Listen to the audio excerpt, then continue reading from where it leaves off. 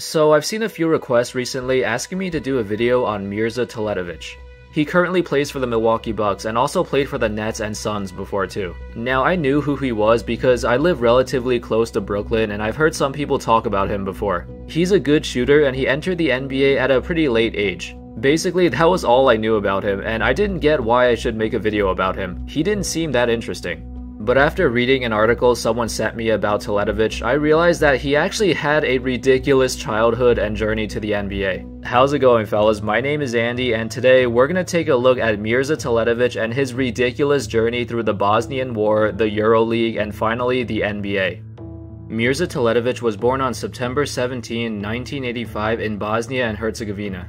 Growing up, Teletovic had a passion for playing all kinds of sports. He liked to play soccer, kickbox, and do karate, but above all else, he loved basketball more than anything. He'd spend most of his childhood playing basketball because he said the sport just fits well with his personality, and he had a great feel for the game. Unfortunately, when Teletovic was around 6 years old, he would get caught up in a disastrous situation.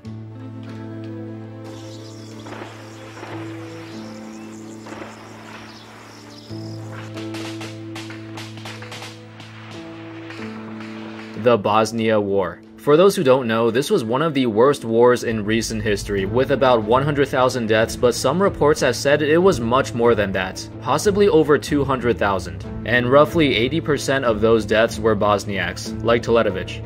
The cause of this war was mainly due to political power struggles within the country, between the Serbian and Croatian ethnic groups living in Bosnia. Each faction wanted to claim Bosnia territory, but neither sides could compromise, which ended up leading to this brutal war. Teletovic was living in a city called Mostar around the time the war started in the early 1990s. Looking back, he said that he was only 7 years old. They had no food at all, grenades were coming down, the whole city was shaking, and he heard everyone screaming. Every day, his parents would tell him that his neighbor died or his cousin died. Everyone was dying every single day. That's how it was because the city was in the middle of an 18-month siege, which means Teletovic and his family were living on a battlefield. He used to wake up at 6 o'clock in the morning to go out to play basketball, and then most of the time he wouldn't return home until as late as midnight. Him and his friends would stay at the basketball courts up to 18 hours a day. This was really dangerous since the courts were outside, which makes them vulnerable to grenades and gunfire. The basketball courts were a few hundred meters away from Teletovic's house too, so every time he'd hear the warning signs of a battle approaching, he'd turn on the jets and run back home to take cover. He would do this almost every day during his childhood for years, risking his life to play basketball. It seems very stupid from most perspectives. Why would anyone risk their lives like that? Especially when he was just 7 years old. He was just a kid. He had the rest of his life ahead of him. He should be staying inside with his family for safety. Well, the truth is, he just loved basketball that much. When talking about this experience, Teletovic stated that if he had to die, he would die. For basketball, he would do anything. He just felt like he had an incredible commitment to basketball because he just loved the sport so much. Risking his life in the middle of a war zone at that age is insane, but at the same time, it's understandable. And sometimes things like that are worth fighting for. If he just stayed home all day, he would have had to wait years until the war ended to play basketball again, which he could not accept. Fortunately, there were a couple of bright spots, I guess. The Bosnia War only lasted for about 3 years. It ended in 1995 and Teletovic continued his basketball journey from there. He joined his first ever professional basketball club in Bosnia when he was just 15 years old, which was called Sloboda Tuzla. Please excuse my pronunciation. So anyway, although the talent level of this league wasn't that good, Teletovic still played very well. As a teenager, he averaged over 26 points per game there. Around this time, he also made his first appearance at the Eurobasket in 2003 as a member of the Bosnia and Herzegovina national team, and he would go on to play in the Eurobasket multiple times in the following years. Teletovic za 3 poena. So in 2004, Teletovic transferred to the Belgian Basketball League for 2 years. And then in 2006, he joined a team called Saski Baskonia in the Spanish Basketball League.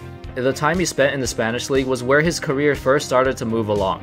Before joining Saski Baskonia, Teletovic was still going through an adjustment period. The war left some terrible memories, but his mindset was still the same. He still had the same hopes and dreams of making it to the NBA.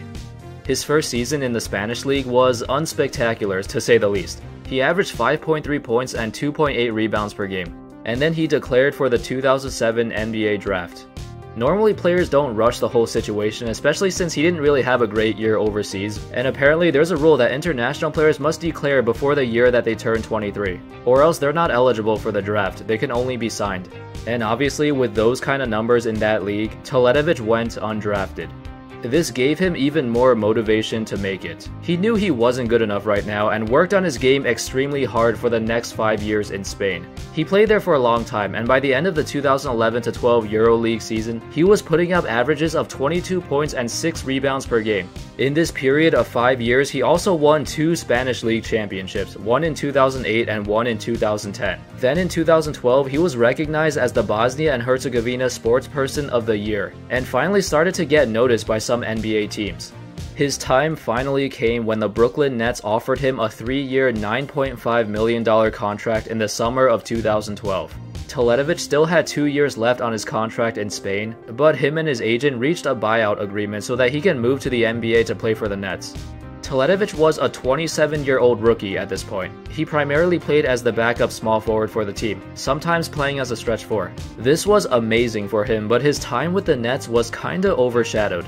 Because by the time he started to get more minutes in his second season there, the Nets made a blockbuster deal with the Celtics to acquire Paul Pierce and Kevin Garnett. And we all know how that turned out. But Teletovic still kept up his solid play off the bench. His best moment was on January 24, 2014, where he scored 24 points in 1 quarter, and he finished the game with a career-high 34 points on 12 of 18 from the field. But it wasn't always that good. Since then, he's played for the Phoenix Suns and most recently the Milwaukee Bucks. During his time with the Nets though, Teletovic frequently received inconsistent playing time, and he was asked if he felt any pressure to perform better. He replied, "Real pressure is to survive. That's the real pressure."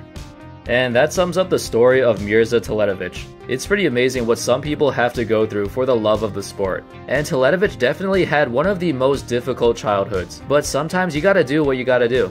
This was actually the second basketball player that I've talked about who ended up being stuck in the middle of a war. I made a video a while back about a basketball player named Alex Awumi, and his situation was very different, but if you guys are interested in these kind of stories, you can check out that video too. I'll put a link in the description. Thanks for watching everyone, I hope you enjoyed this video. If you did, don't forget to leave a like and subscribe, and I'll see you next time.